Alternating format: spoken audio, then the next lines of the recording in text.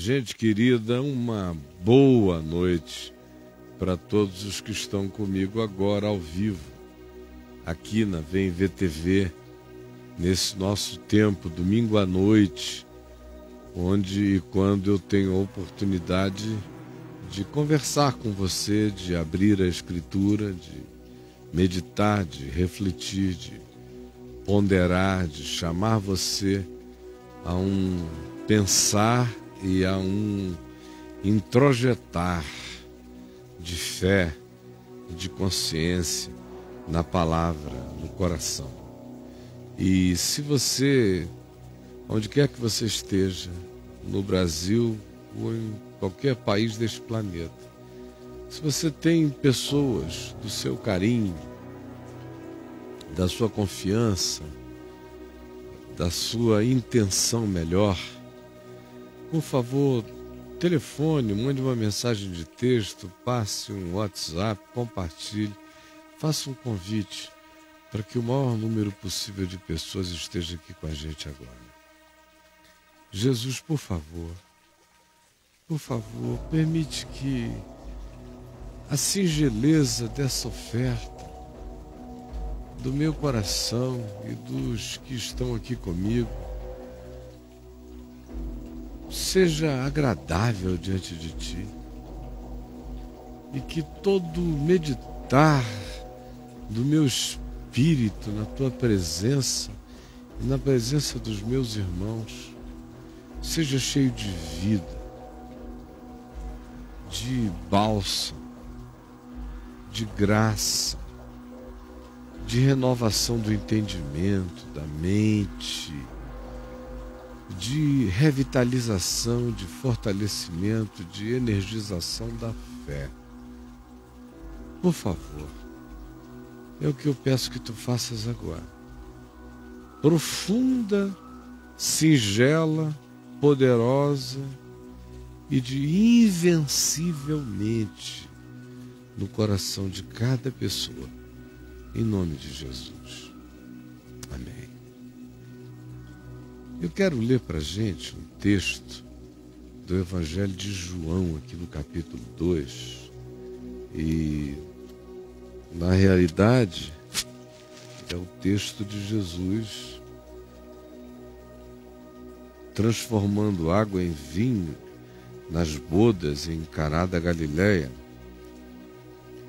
Um texto que outro dia eu vi aí um pseudo-intérprete da Escritura, dono de uma religião universal, dizendo que, ao ver dele, Jesus não tinha nada que ter feito esse milagre aqui, porque foi um milagre bobo, foi um milagre caprichoso, foi um milagre tolo, foi um milagre que não salvou ninguém, não tirou encosto de ninguém, não realizou nada. Então, segundo ele, corrigindo com sabedoria salomônica a Jesus de Nazaré, isso aqui foi uma tolice. Pois bem, é essa bobaginha do amor de Deus que eu quero ler com você agora. E diz assim: 3 dias depois, houve um casamento em Caná da Galileia. 3 dias depois de Jesus ter encontrado a Natanael, tudo que você vê no contexto antecedente. Houve um casamento nessa cidade pequenininha da Galileia, e Jesus foi até lá com a sua mãe.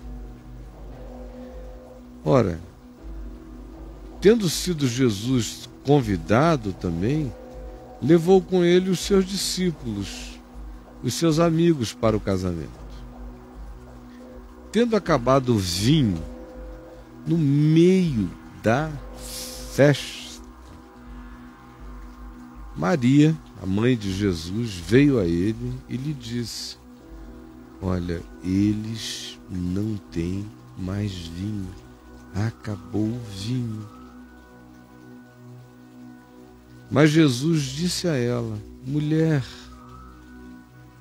que tenho eu contigo e o que eu tenho a ver com isto, com o fato do vinho ter acabado? Por que tu solicitas isto de mim? Ainda não é chegada a minha hora.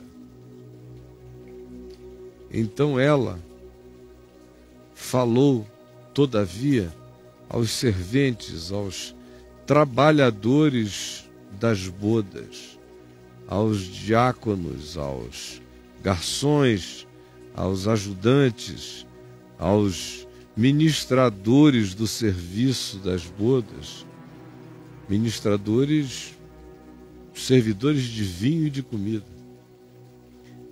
Vocês estão vendo aquele moço ali? Fazei tudo o que ele vos disser.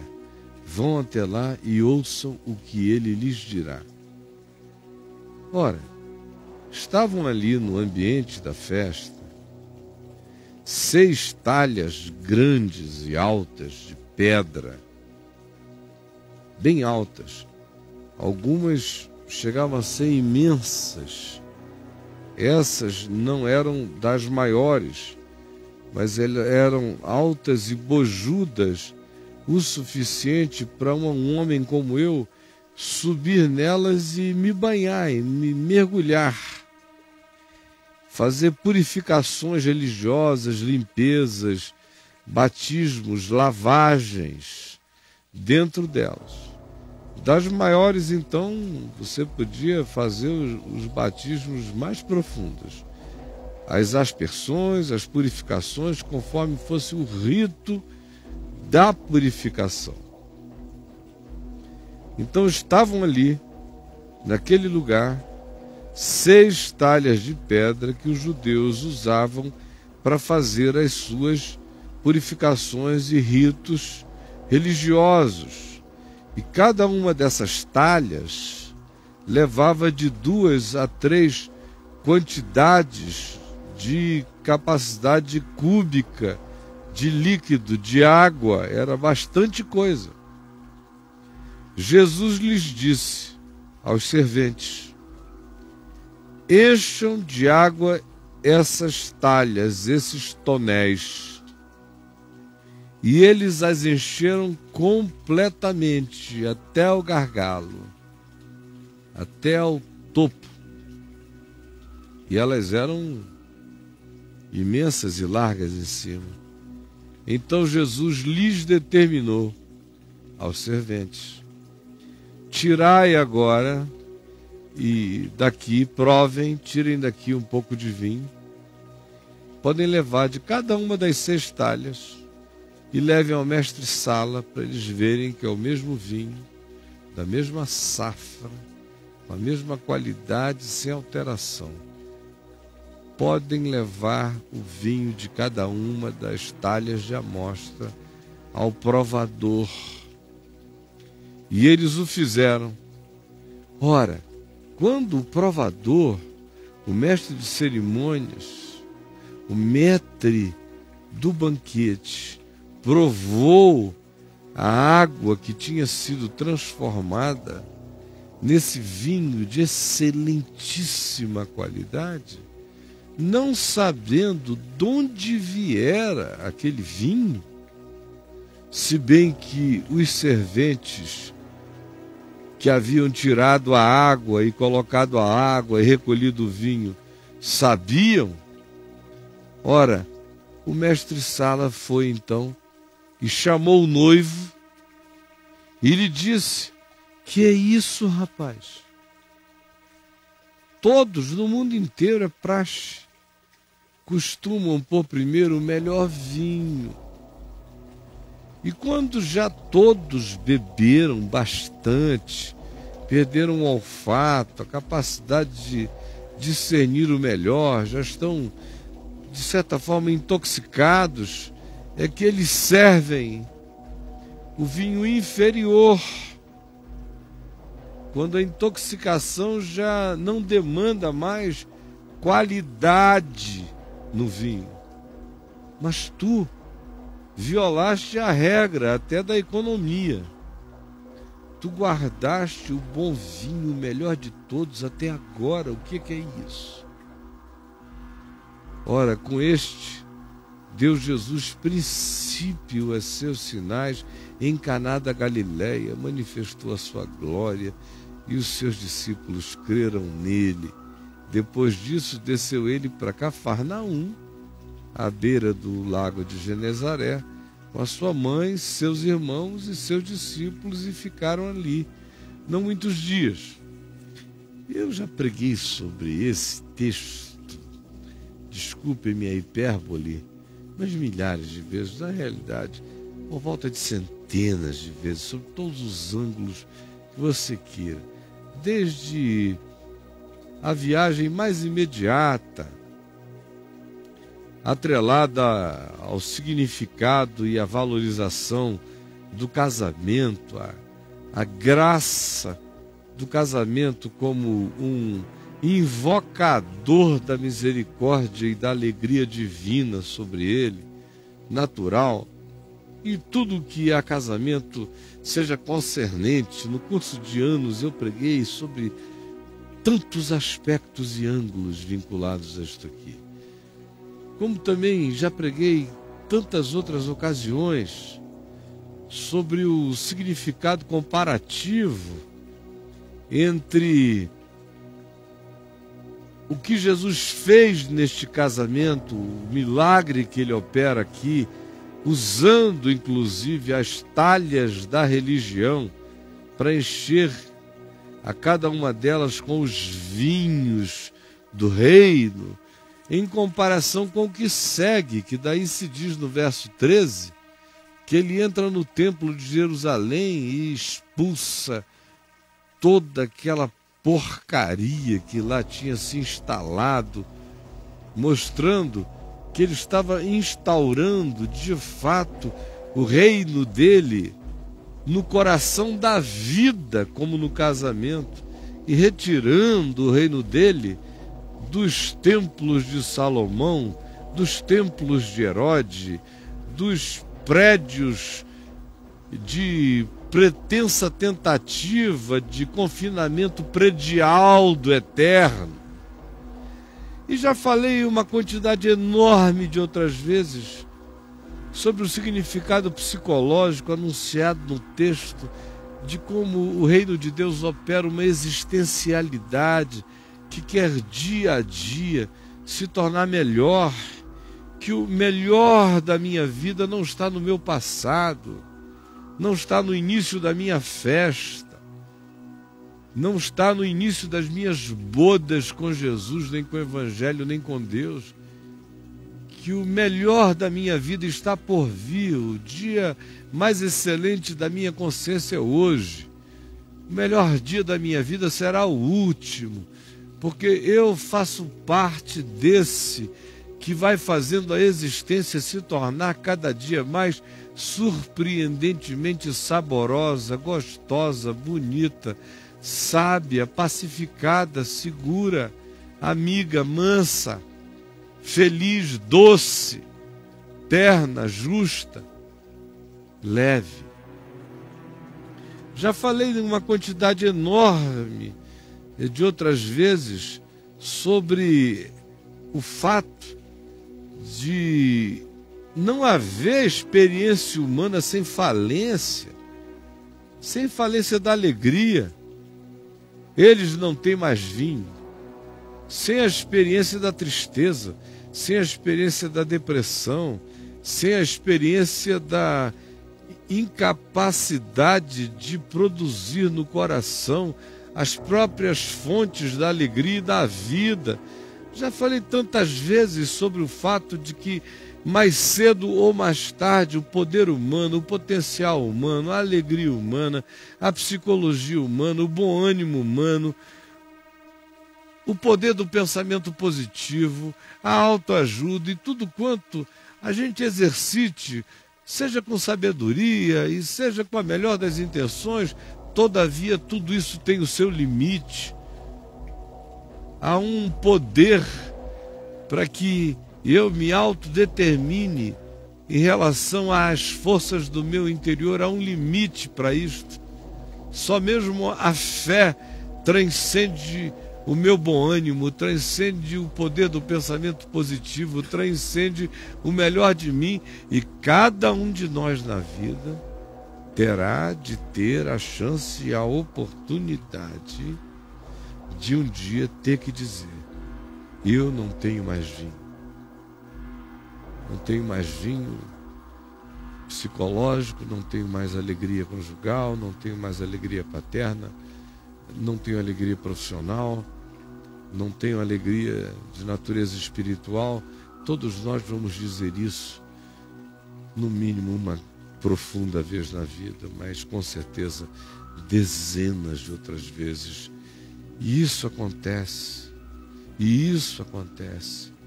para que a gente recorra a esse que renova em nós não apenas o recurso da sobrevivência, mas que nos ensina que quando isso acontece, ele faz em nós aparecer os recursos interiores da sobreexcelência, da sobreexcelente bondade, graça de Deus, porque o poder de Deus se aperfeiçoa quando o vinho acaba, se aperfeiçoa na fraqueza. Já falei tantas vezes sobre o constrangimento divino diante da intercessão, como é o caso aqui de Maria dizendo: eles não têm mais vinho, e Jesus dizendo: o que eu tenho a ver com isso? Não é chegada a minha hora. Mas depois vindo a fazer tudo, por causa da intercessão, desse mistério da soberania afetável de Deus. Quantas vezes já falei sobre isso também, e sobre tantas outras coisas que não me vem aqui ao caso ficar mencionando-as nem como tópico de passagem. Na realidade, minha gente,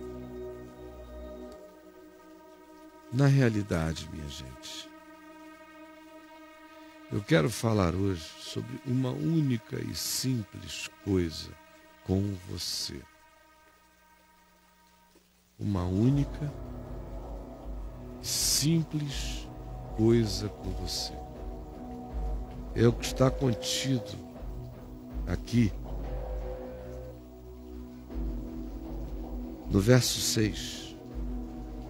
Naquele ambiente estavam ali 6 talhas de pedra que os judeus usavam para as suas purificações religiosas. E cada uma dessas talhas levava uma quantidade abundante de líquido. Jesus disse aos que estavam assistindo o que ele iria fazer: enchei d'água as talhas. E eles as encheram totalmente. E Jesus disse: agora tirem porções e levem ao provador. E eles o fizeram. E quando o provador provou a água que tinha se transformado em vinho, dentro das pionas batismais da religião judaica, porque eram verdadeiras pias batismais, essas talhas enormes de pedra. Pias para o indivíduo entrar, se lavar, aspergir-se, purificar-se ou até imergir-se. Eram pias sacras, pias para abluções de autopurificação em casa, para limpeza de pecados. Eram altamente religiosos. Do ponto de vista de um judeu sacerdotal, de um da tribo de Levi, de um assistente do templo que visse isso, de um saduceu, sendo quase todos eles da classe sacerdotal, de qualquer um que tivesse intimidade com o uso das talhas batismais para os elementos de purificação, se isso aqui tivesse sido operado na presença de rabinos ortodoxos, meu Deus, eles teriam quebrado as talhas. Eles teriam declarado isto blasfemo, sacrílego. Eles teriam dito que tinham feito xixi no santo graal do casamento.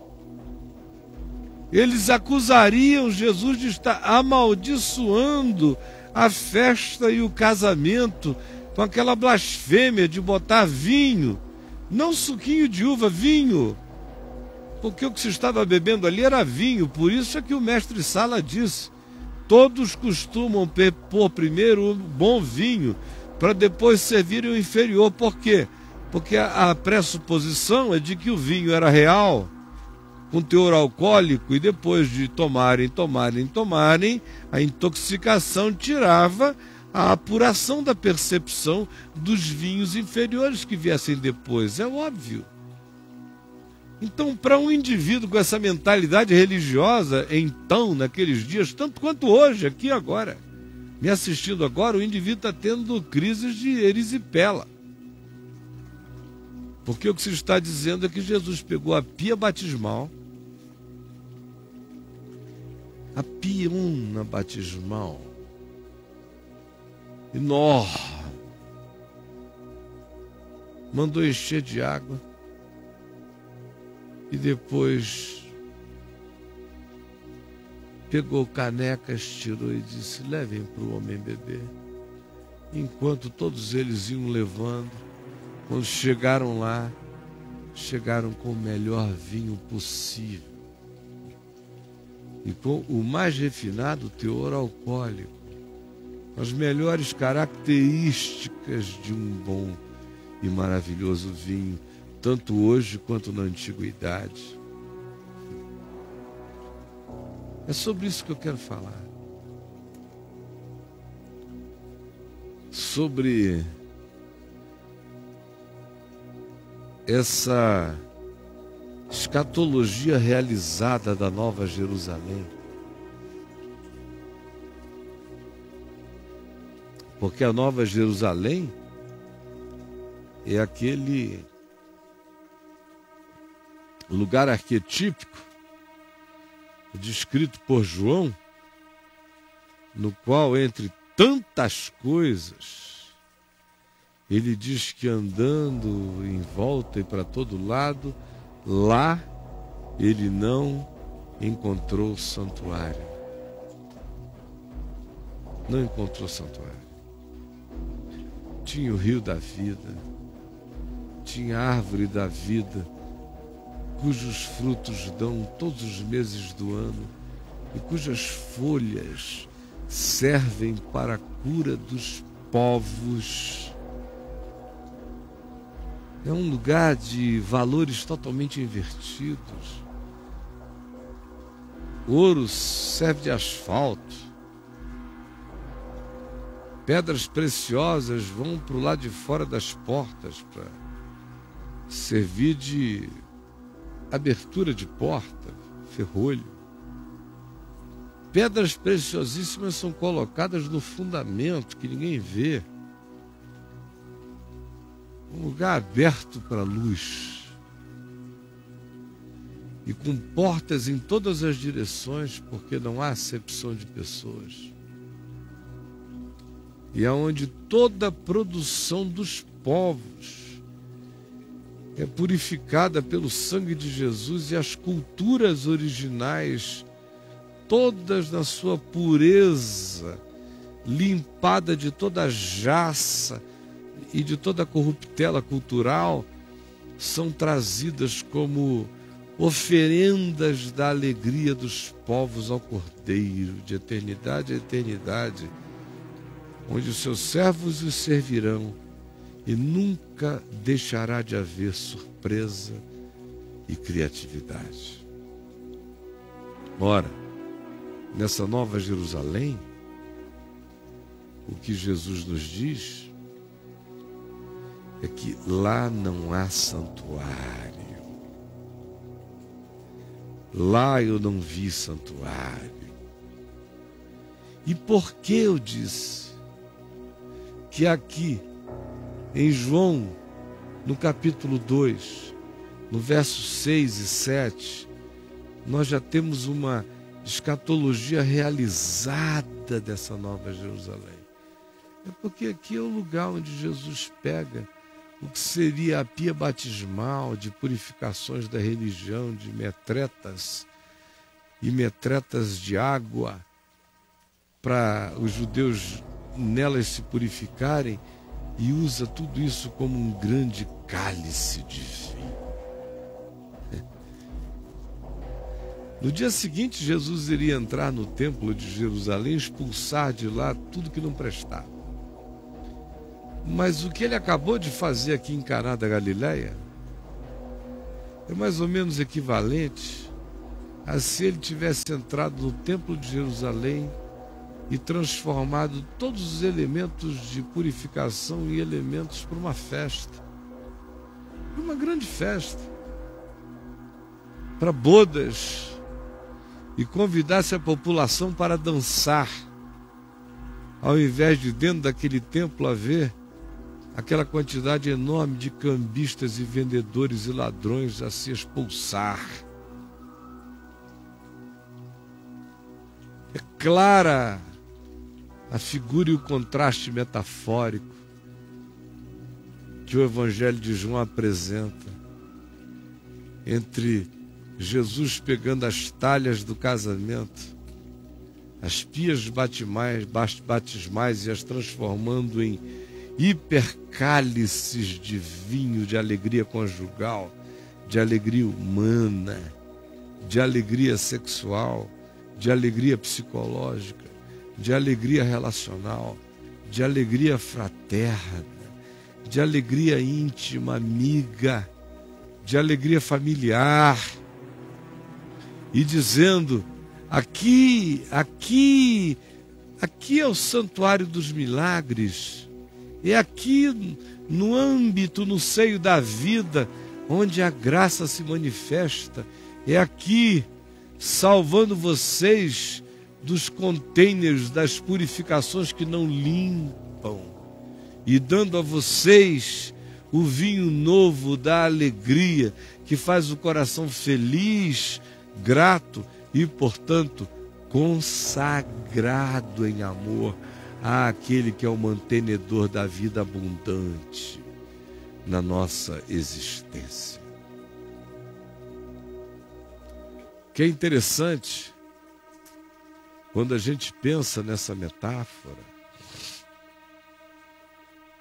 quando a gente olha para as talhas e as vê transformadas em supercálices de alegria do banquete de Deus celebrado na vida, como a avant-première dessa nova Jerusalém, aonde o que um dia foi sagrado, agora aqui é apenas decoração transformada e revalorizada com aplicativo numa perspectiva que serve à vida. Quando a gente pensa nisso e continua a pensar, imagine só a troca que Jesus fez. Aquelas talhas eram lembrança de culpa. Elas eram lembranças de culpa. Por quê?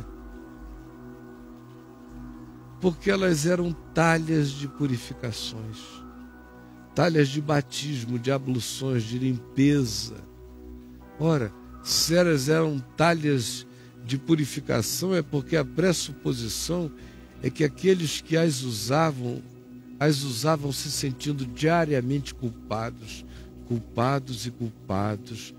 renovando os seus batismos de purificação, os seus batismos diários, as suas lavagens diárias, para se limparem neuroticamente das angústias que não cessavam, pelas culpas que não paravam, porque sobre eles eram acrescentados leis e mais leis, preceitos e mais preceitos, mandamentos e mais mandamentos, uns sobre os outros, de modo que eles viviam como quem existe num estado de incorrência crônica, em culpas insolúveis. Aí compare isso com Jesus. Compare isso com Jesus. com o que ele fez naquele dia. Veja o significado dessa metáfora. Veja. As talhas das purificações, a talha da culpa, a talha da neurose, a talha do medo, a talha da angústia, a talha do voltar da rua todo dia se sentindo sujo, a talha que fazia o cara sair de casa para a rua já se sentindo sujo, de modo que ele se lava antes, se lava depois, porque ele se sente imundo o tempo todo. E na casa do indivíduo havia seis,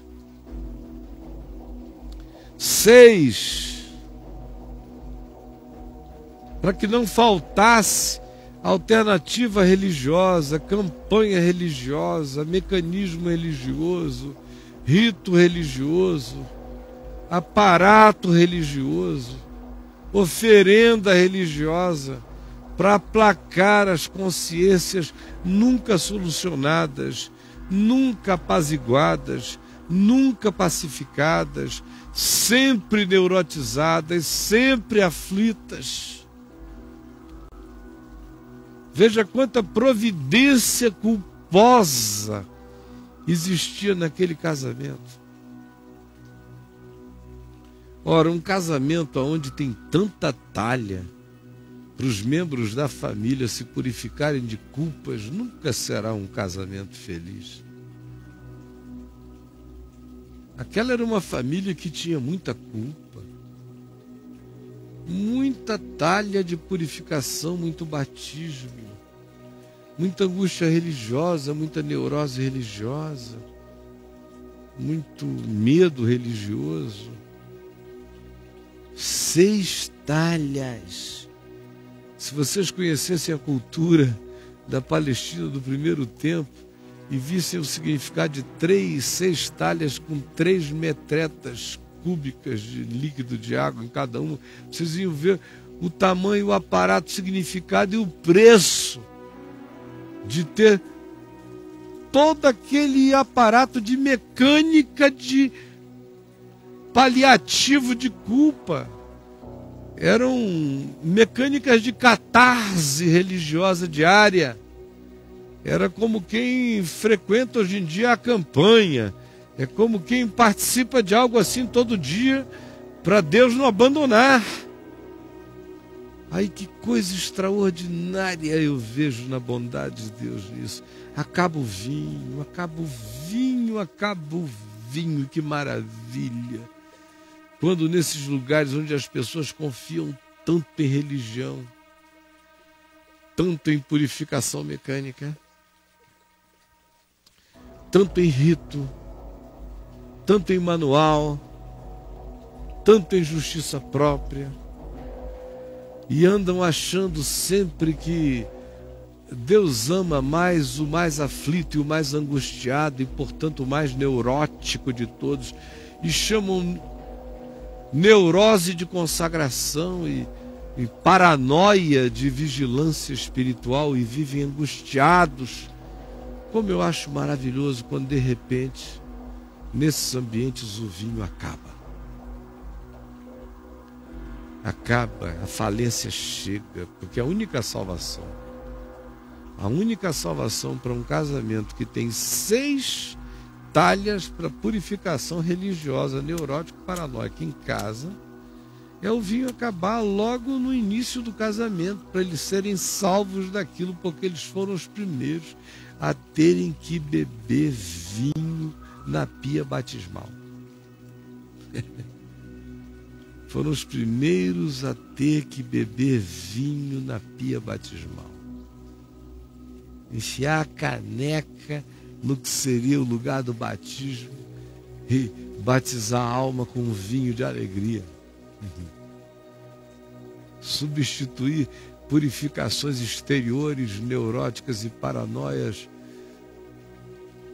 pelo sangue da aliança, pelo vinho da alegria, pelo prazer eterno de já não servir mais às talhas aos contêineres da culpa. Porque eu já sou cidadão desse lugar, onde toda talha de batismo é transformado em contêiner do melhor vinho da alegria humana. Eu já sou cidadão dessa libertação. Eu já sou filho dessa definitivamente purificação que não tem que se renovar todo dia, que não tem que ser feita e refeita, feita e refeita, que foi feita de uma vez para sempre. Eu já sou filho dessa bondade. E você também, se você quiser. Agora eu pergunto a você, não será o caso, meu amigo, de você até hoje nunca ter de fato provado a leveza, a beleza, a graça, a totalidade plenificante desse amor de Deus, desse gosto prazeroso do reino? Porque você convida Jesus para a festa, mas não o autoriza a operar milagres nos contêineres da religião? Você já imaginou quanto problema teria sido, como essa história teria sido diferente se tivessem consultado alguém antes? Se não tivesse tudo ficado apenas entre Jesus e os garçons, o papo? Se tivessem chamado o pastor local? Se tivessem chamado o rabino? Se tivessem chamado o sacerdote da família? Não, de jeito nenhum. Não teria acontecido nada, eles teriam proibido. Para eles, mais importante do que a festa continuar, do que a felicidade conjugal se estabelecer, do que a alegria dos noivos não ser frustrada, do que o encontro humano não ser boicotado, do que tudo isso, mais importante do que tudo, é que a pia batismal não seja alterada. O mais importante para eles é o sábado. O mais importante para eles é o container. Imagina só se fosse haver consultas. Meu querido, meu irmão, minha irmãzinha, gente amada, gente boa de Deus, em qualquer lugar onde eu esteja sendo ouvido, eu pergunto a você, será o caso e será possível que todo esse recurso de bondade, de graça, de superabundante misericórdia está sendo contido na sua vida, porque você prefere a falência do seu casamento do que oferecer as pias batismais para serem convertidas em lugares em contêineres de alegria, em cálices de libertação? Tem muita gente infeliz hoje no casamento por causa de religião. Eu sei que eu estou falando com um monte de casais que hoje mesmo já brigaram por causa de religião. Um compreendeu, o outro não compreendeu. Um ainda está fixado em algumas coisas, outro já se desfixou e quer fazer tudo acontecer no peito e na raça. As casas estão divididas cada vez mais, porque alguns provaram o vinho novo, outros estão dizendo foi heresia, sacrílegos, estão botando vinho em talhas de batismo, e a briga está formada. Uns odeiam porque a informalidade de Deus pegou as talhas batismais e as transformou em cálices de alegria, enquanto ao mesmo tempo brigam para defender os ladrões no templo, aos quais Jesus expulsará, e assim as casas estão divididas. É o culto às talhas, é o culto ao templo, é o boicote às bodas com o Cordeiro, a alegria do Rei. Que tragédia! Graças a Deus, em Caná da Galileia, o mestre Sala não era religioso. O mestre Sala era um mestre secular. Porque se ele fosse religioso, ele teria empombado com o ambiente do milagre, ao invés de celebrar o melhor vinho. Graças a Deus. Nenhum religioso fanático participou do processo em Caná da Galileia, senão o milagre teria sido boicotado. Ou então que se arranjasse em contêineres seculares e adequados. Do contrário, Deus está proibido de agir. Nenhum milagre poderá acontecer. Contra a vida, contra a alegria, contra tudo. Porque esse é o espírito das talhas de pedra da purificação. Meu amigo, será que você está contendo o derrame do Espírito Santo na sua vida? Porque você cultua essas talhas de pedra e dá mais valor a essas estruturas pedradas do que a salvação do seu casamento, do que a salvação da sua família, do que a alegria na sua vida, do que a restauração dos seus vínculos fraternos, do que a sua inserção livre, feliz, abençoada e contente na vida, tomando do bom vinho da graça de Deus todo dia. E ao invés disso, por obsessão religiosa, você boicota a bondade dessa visitação no dia de hoje. Você que me ouve agora, que me vê aqui na Vem Ver TV, que está ao lado de uma esposa orando por você, ou de um marido orando, ou da família inteira. Você que vem lutando contra a alegria, se proibindo da alegria, se furtando a participar da festa, atrasando a salvação do banquete, porque seu coração continua